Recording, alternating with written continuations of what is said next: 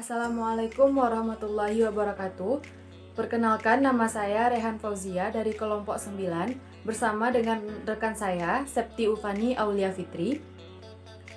Kita kali ini akan membahas materi tentang prosedur pendirian bisnis, kontrak kerja, prosedur pengadaan, kontak bisnis, dan fakta integrasi.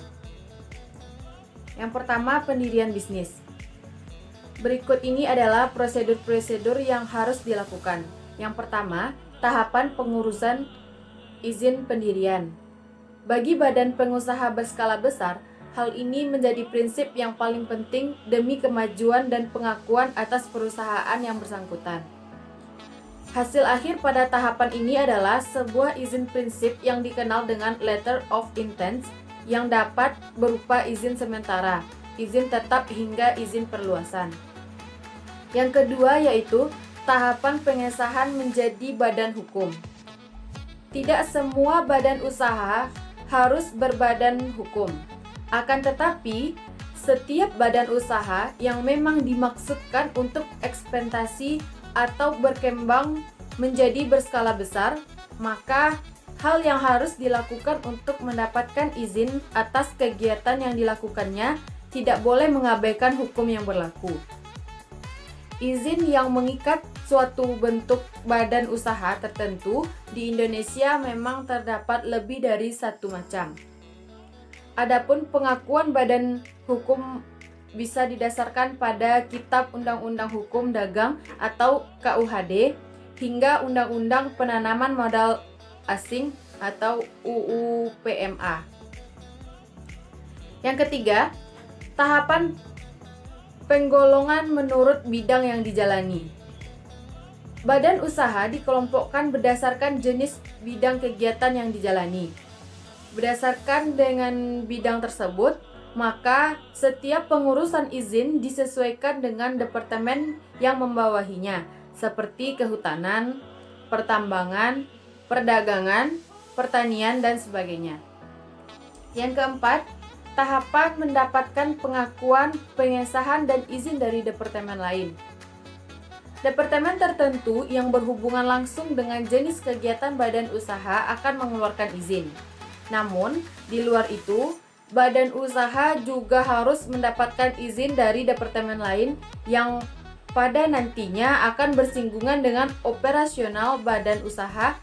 Misalnya, Departemen Perdagangan mengeluarkan izin pendirian industri yang berupa SIUP. Selanjutnya, kontrak kerja.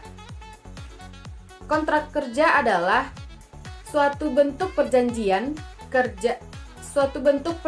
kerja antara karyawan dan perusahaan.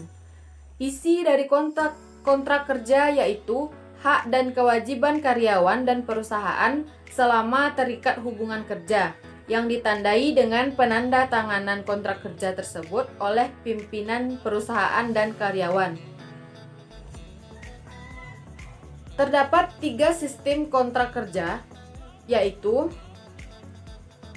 perjanjian kerja waktu tertentu atau PKWT. Karyawannya biasa disebut dengan karyawan kontrak. Lamanya kontrak 3 bulan, 6 bulan, atau 1 tahun. Masa kontrak bisa diperpanjang dengan maksimal 2 tahun. Perjanjian kerja waktu tidak tertentu atau PKWTT. Karyawan dengan kontrak ini disebut dengan karyawan permanen atau tetap. Perjanjian kerja yang dibuat bersifat tetap. Pada kontrak kerja ini, karyawan bisa langsung menjadi tetap atau permanen atau melalui masa percobaan kerja atau probation untuk paling lama 3 bulan. Setelah lulus masa percobaan, karyawan tersebut baru bisa menjadi karyawan tetap.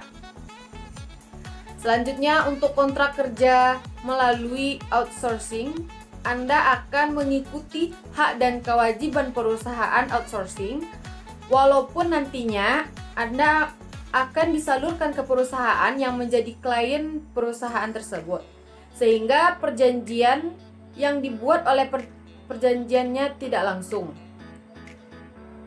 Dengan tempat Anda ditugaskan, untuk bekerja. Sedangkan untuk kontrak kerja langsung dengan perusahaan, Anda akan mengikuti hak dan kewajiban perdagangan tersebut. Yang ketiga yaitu prosedur pengadaan. Prosedur pengadaan terdiri dari prosedur pengadaan tenaga kerja dan prosedur pengadaan barang dan jasa. Yang pertama, prosedur pengadaan tenaga kerja. Prosedur pengadaan tenaga kerja terdiri dari perencanaan tenaga kerja. Perencanaan tenaga kerja adalah penentuan kuantitas dan kualitas tenaga yang dibutuhkan dan cara memenuhinya. Penentuan kuantitas dapat dilakukan dengan dua cara, yaitu time motion study dan peramalan tenaga kerja. Sedangkan penentuan kualitas dapat dilakukan dengan job analysis. Selanjutnya yaitu penarikan tenaga kerja. Penarikan tenaga kerja diperoleh dari dua sumber, yaitu sumber internal dan sumber eksternal. Sumber internal yaitu menarik tenaga kerja baru dari rekomendasi karyawan lama dan nepotesisme. Berdasarkan sistem kekeluargaan, misalnya memperkerjakan anak, adik, dan sebagainya.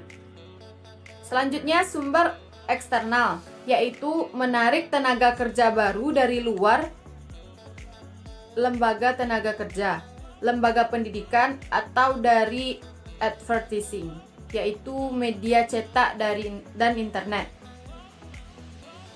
Yang ketiga, seleksi tenaga kerja. Ada 5 tahapan dalam menyeleksi tenaga kerja, yaitu seleksi administrasi, tes kemampuan dan psikologi, wawancara, tes kesehatan, dan referensi atau pengecekan. Yang keempat, penempatan tenaga kerja. Penempatan tenaga kerja adalah proses penentuan jabatan seseorang yang disesuaikan antara kualifikasi yang bersangkutan dengan job specification-nya. Indikator kesalahan penempatan tenaga kerja yaitu tenaga kerja yang tidak produktif, terjadi konflik, biaya yang tinggi, dan tingkat kecelakaan kerja tinggi. Selanjutnya, prosedur pengadaan barang dan jasa. Berdasarkan Kepres nomor 80 tahun 2003 tentang pedoman pengadaan barang dan jasa, terdapat beberapa metode pemilihan serta sistem penilaian kompetensi penyedia barang dan jasa. Secara umum, jenis-jenis metode pemilihan penyedia barang dan jasa antara lain: yang pertama, metode pelelangan umum; yang kedua, pelelangan terbatas; yang ketiga, pemilihan langsung; yang keempat, penunjukan langsung. Assalamualaikum warahmatullahi wabarakatuh. Saya Septi Ufani Aulia Fitri akan melanjutkan materi yang telah disampaikan oleh rekan saya sebelumnya, yaitu tentang kontak bisnis. Kontak bisnis itu sendiri adalah seseorang dalam sebuah perusahaan, klien, atau organisasi lainnya yang lebih sering dihubungi dalam rangka keperluan bisnis itu sendiri. Dalam kontak bisnis berfungsi sebagai mengorganisasikan dan menyimpan informasi lengkap mengenai koneksi, sehingga memudahkan dan mempercepat akses ke data penting dalam rangka memelihara hubungan bisnis. Selanjutnya, fakta integritas, yaitu suatu bentuk kesepakatan tertulis mengenai transparansi dan pemberantasan korupsi dalam pengadaan barang dan jasa publik melalui dokumen-dokumen yang terkait yang ditandatangani kedua belah pihak, baik sektor publik maupun penawaran dari pihak swasta. Yang selanjutnya yaitu tujuan fakta integritas. Yang pertama itu mendukung sektor publik untuk dapat menghasilkan barang dan jasa pada harga bersaing tanpa adanya korupsi dan menyebabkan penyimpangan harga dalam pengadaan barang dan jasa. Yang kedua yaitu mendukung pihak penyediaan pelayanan dari swasta agar dapat diperlakukan secara transparan, dapat diperkirakan, dan dengan cara yang adil agar dapat terhindar dari adanya upaya suap. Untuk mendapatkan kontrak dan hal ini pada akhirnya akan dapat mengurangi biaya-biaya dan meningkatkan daya saing. Selanjutnya, manfaat fakta integritas bagi institusi atau lembaga. Yang pertama, melindungi para pemimpin, anggota komisi, sekretariat, dan karyawan dari tuduhan-tuduhan suap. Yang kedua, melindungi para pemimpin, anggota komisi, sekretariat, dan karyawan dari tindak pidana korupsi yang dapat menyeret mereka ke penjara. Yang ketiga, fakta integritas memungkinkan peserta lelang atau kontraktor melaksanakan kontrak pengadaan yang bebas suap. Yang keempat, membantu institusi atau lembaga mengurangi high cost ekonomi.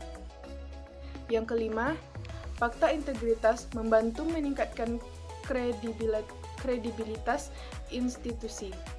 Yang keenam, fakta integritas membantu meningkatkan barang atau jasa publik, kepercayaan masyarakat atas pengadaan. Yang ketujuh, poin terakhir, fakta integritas membantu pelaksanaan program yang berkualitas dengan dukungan logistik tepat mutu, tepat waktu, dan tepat biaya. Baik, sekian materi dari kelompok 9. Maaf atas segala kekurangannya. Assalamualaikum warahmatullahi wabarakatuh.